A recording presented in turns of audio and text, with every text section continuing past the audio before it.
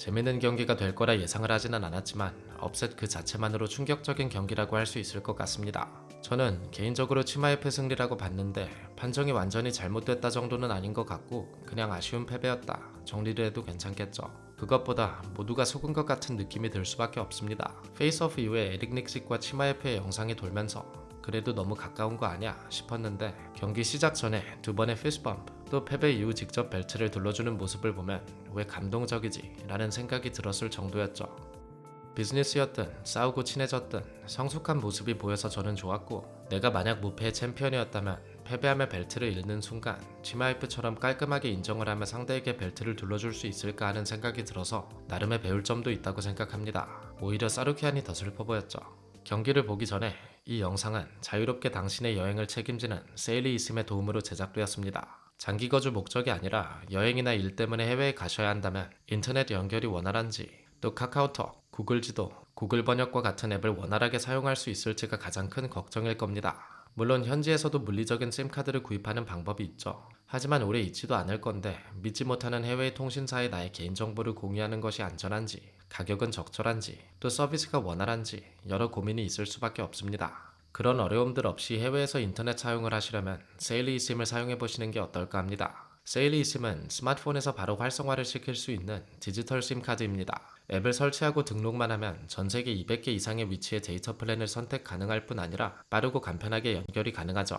설치와 사용법이 간편하고 바로 활성화가 된다는 장점이 있기 때문에 여행을 가신다면 세일리 이심을 사용해 보시는 것을 꼭 추천드립니다. 링크 sailly.com/mmameth로 들어가시거나 프로모션 코드 mmameth를 입력하시면 15%의 할인 혜택을 받으실 수 있어 더 저렴한 가격으로 세일리 이심과 함께 안전하고 편한 여행을 할 수 있으셨으면 좋겠습니다.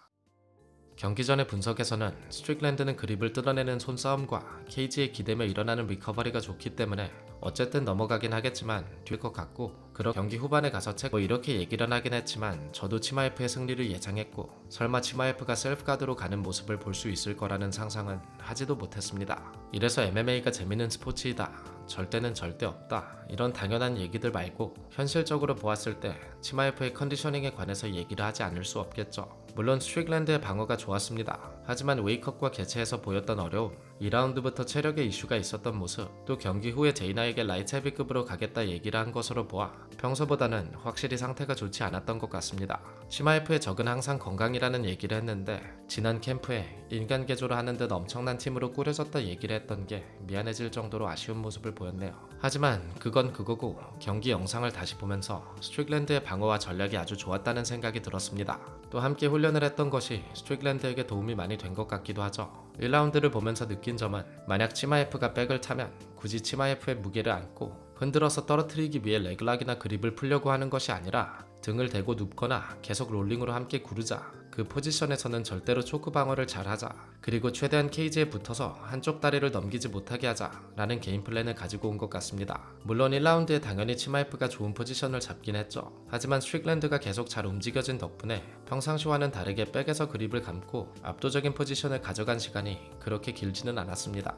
경기 시작 15초 만에 나온 태클은 킥을 준 후에 스위치, 앞손 페인트에 잘 들어갔죠. 제가 치마이프의 드라이브 속도는 UFC 역대 최고라고 얘기를 했었는데 이번 경기에서 패배를 했다고 해서 그 평가가 달라져야 한다고 생각하지는 않습니다. 태클 그 자체로만 보면 여전히 아주 빠르고 낮습니다.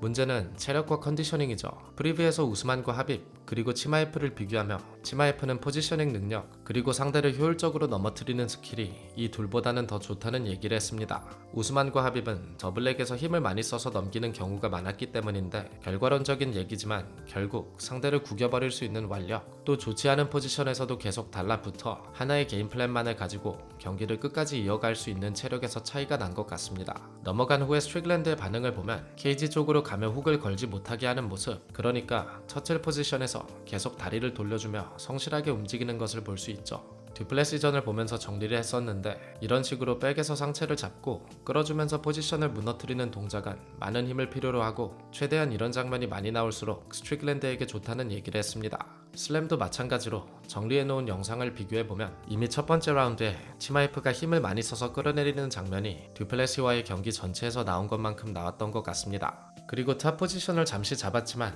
크게 सब미션의 위험이 있었다 정도는 아니었던 것 같고 최대한 치마이프의 무게를 들지 않으면서 스트릭랜드가 효율적으로 방어를 해줄 수 있었습니다. 뭐 그래도 여기까지는 피니쉬를 시킬 만큼 압도적이었다가 아닐 뿐이지 평상시 치마이프의 경기와 크게 다르지는 않았습니다.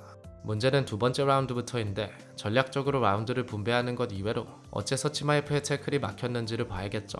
스트릭랜드는 헤르만손이나 에르난데스전에서 직선상에서 드라이브로 밀고 들어오는 더블렉은 아주 잘 방어를 해줄 수 있다는 것을 증명했습니다. 이게 다른 대단한 이유가 있는 게 아니라 앞손의 활용을 많이 해서 거리를 잡는 스트릭랜드의 스타일 그 자체, 또 계속 뒷발을 살짝씩 움직여주면서 상대의 직선상에 서 있지 않기 위해 사이드로 빠지는 능력 때문입니다. 이 정도 거리에서 너무 낮지 않게 나오는 직선상의 태클은 보면 아주 깔끔하게 막아주는 모습을 볼 수 있죠. 상위에서는 스트릭랜드가 크게 욕심을 부리지 않고 붙어줬는데 머리를 휘어주는 모습을 보며 치마이프가 벌써 지쳤다는 생각이 들었습니다. 비슷하게 두 번째 테이크다운도 완벽하게 막아줄 수 있었고 역시 욕심을 부리지 않는 모습입니다.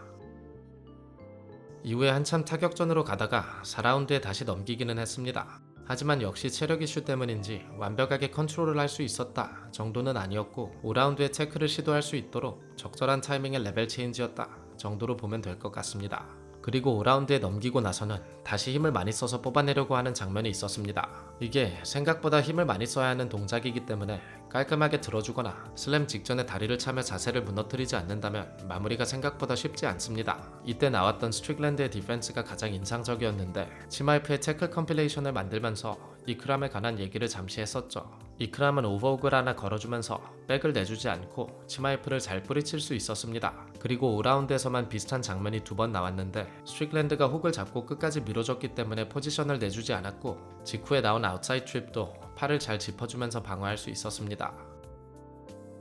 마지막으로 타격을 보면 먼저 치마이프가 바디샷을 꽤나 많이 맞췄습니다. 크게 다르지 않았던 볼륨을 떠나서 스트릭랜드가 평소보다 더 지친 것 같아 보였던 이유도 킥으로 바디를 잘 노려줬던 듀플레시 2차전과 비슷한 느낌이었다고 보면 될 것 같고 덕분에 바디 페인트 후에 나오는 오버핸드를 두세 번 정도 맞출 수 있었습니다.